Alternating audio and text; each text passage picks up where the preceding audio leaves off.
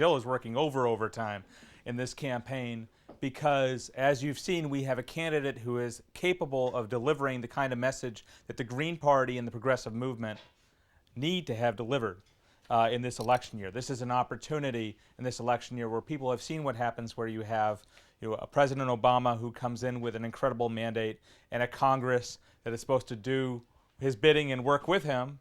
And then we saw the demoralization that set in the 2010 elections. We saw it. We're suffering for it in Wisconsin. I blame him personally for Scott Walker getting elected because young people didn't turn out to vote. People of color didn't turn out to vote, and they didn't have a reason to vote as far as they were concerned. They had done everything they were supposed to do.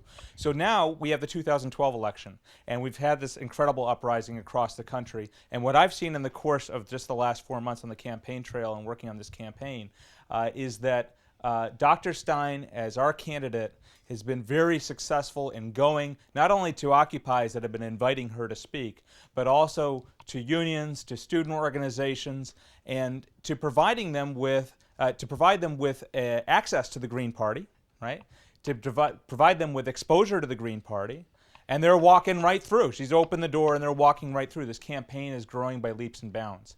So what I want to let you know is, first of all, I just want to support the idea that maybe you're feeling that this is going somewhere, because it really is going somewhere. I mean, we are just seeing, we are overwhelmed with requests for candidate visits, with requests for interviews. We are overwhelmed with people asking for materials, and that is a good place to be. I don't think that we were in that place in 2004 or 2008. And we are taking advantage of all this energy to do a couple key things. Right now we're in this primary stage of the campaign. As Gloria mentioned, the national convention is going to be in Baltimore, and everybody here is invited to come down to Baltimore in mid-July. Even if you're not a delegate, you can go. There will be workshops. There will be all kinds of incredible people from all over the country and around the world who will be there. But before we get to Baltimore, Jill needs to win the nomination. And I'm pleased to tell you that right now she is 8 for 8 in the presidential primaries. So that's a very good thing. That's a very good thing. She's won over 66% of the vote in every single state that has voted, and she has a contest on her hands. But so far, the Green Party is saying we're mature. We've reached a level of maturity. We're ready for a homegrown candidate, and that's going very well. Because that's happening, we've been able to focus on some other key things. Number one, ballot access. You can't vote for a Green Party candidate if they're not on the ballot, right?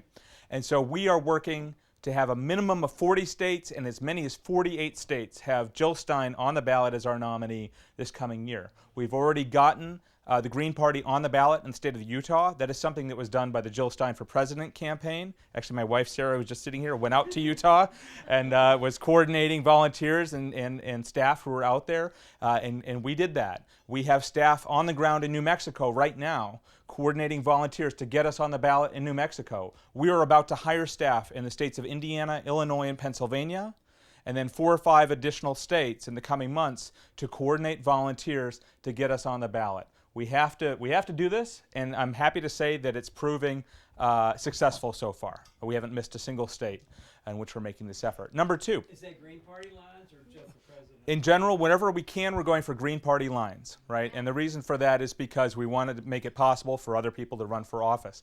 I could get into a lot of the details there, but I don't want to take too much time from the Q&A. So I'll just say that wherever possible, we're going for Green Party lines. Some cases, we have to go for a candidate line just because of the way that the law is written. The second thing we're doing is we're working on delivering the message. And that's the fun part. And actually, I want to let people know that Gloria in particular and also Mark Dunley here have been helping us out as full-time volunteers, basically. Gloria is doing our scheduling of interviews. Mark has been drafting a lot of our press releases for the campaign. It's really been invaluable, so thank you. Because there's only 2 staff people on the campaign, so thank you so much for doing that work. Really appreciate it. He's been giving a lot of great advice. He is in our climate cabinet. Yes, exactly. Exactly, yes. I mean, we have incredible expertise in the party, so it's really good when that expertise comes forward, so thank you. And then the third part of what we have to do is we have to raise money. I mean, we are on track to raise $1.2 million for this campaign. That's our goal. And one of the things that makes it easier for us to do that is if we achieve federal matching funds, right? When you get federal matching funds, your contributions that come in are matched dollar for dollar on every contribution up to $250, right? So imagine that we raise, in the next we hit $150,000 in the next month and a half, right? Which is doable at the rate that we're going. My first month we raised $8,000. And we raised $20,000. At this rate, this month, we're probably going to hit $35,000 or $40,000. So it's taken off right now, and we're working it real hard to make that happen. We had $150,000 in donations of $250 and less, and we've achieved federal matching funds. We get another $150,000, and guess what we can do with that? We can put more staff on the ground. We can hire a communications director. We can get to work on Spanish language outreach, which is something we really want to do. We want to support the cabinets that actually Gloria is also working on and pulling together policy expertise. So there's a lot of things we can do with that money.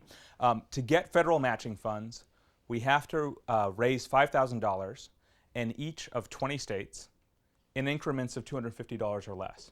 Okay, so that could mean it could mean 20 people in one state giving $250 each, or 50 people giving $100 each, or help me with the math, 200 people. Have I lost track? No, 100 people doing $50 each, right? Now the good news is that 5 states have already qualified. Okay, first California. Okay, you expect them to be out there. Next, Jill Stein's home state of Massachusetts. Right. And then next, this little state called New York. Yeah. You guys have already qualified, right? And I'll tell you that my home state of Wisconsin and then our bordering state of Illinois were the next 2, right? So we're on track. We're measuring this. So I can't make the pitch that would be really nice to make to say, give us $250 today so that New York will qualify, because you already done it, right? But what I can tell you is that putting a staff person on the ground in the neighboring state of Pennsylvania to get them on the ballot, where they have an incredible hurdle to get over, where they're going to have to get 55,000, 60,000 signatures in order to qualify, and we have same kinds of challenges in Indiana and Illinois. That costs us between $4,000 and $5,000 per month, right? Staffing, copy costs, there's a lot of printing, travel costs, gas, etc., right? So what would be really nice is out of the fundraiser that happened on Friday night in Manhattan and the fundraiser here, it would be really nice if New York City could put Pennsylvania over the top. You have something to lord it over them. I don't know how much of a rivalry there is with Pennsylvania here, but in Wisconsin, if it was us in Illinois, we would be all over it. And so you can make contributions of up to $2,500 per person before July. I always say that because I never know who is in the room. I had a woman who is a retired state worker come forward with $10,000. Right, at a fundraiser one time, and she was not a super wealthy person, but she really wanted to make what we were doing happen, and she really did. Actually, it was very, very unexpected and helpful. And if Ralph Nader hadn't been there and asked for $10,000, then maybe she wouldn't have stepped forward, right? So Ralph knew something, right? But if you can do $2,500, you will be a hero. If you can do $50, you are a hero, right? If you can do $250, you're a hero. If it's just $20 you can do right now, you're a hero. So make that contribution.